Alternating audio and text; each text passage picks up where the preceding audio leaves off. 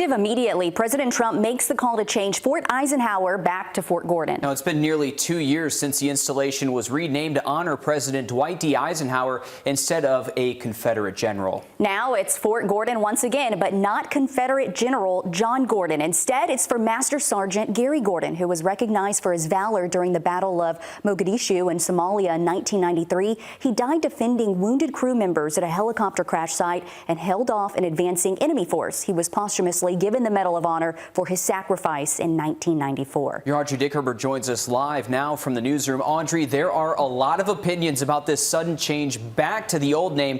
What have you heard today?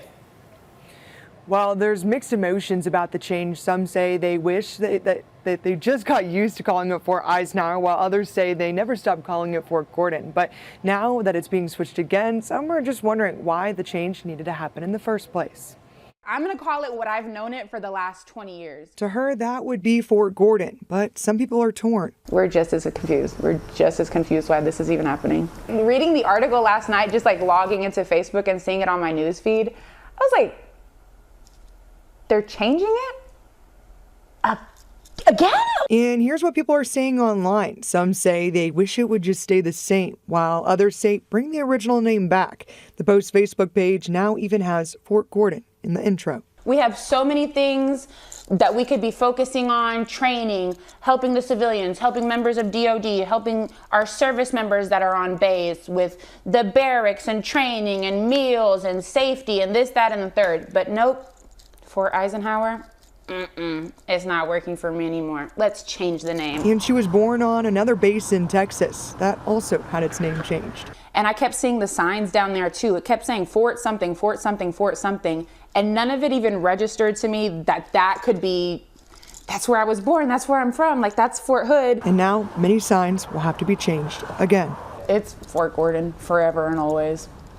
I don't care what the signs say. I mean, I guess maybe the newer generation who haven't lived here as long as we have, I guess you can call it Fort Eisenhower. But if you have like any actual connection to the base, at least prior to the last 2 years, I don't think anybody's comfortable calling it Fort Eisenhower.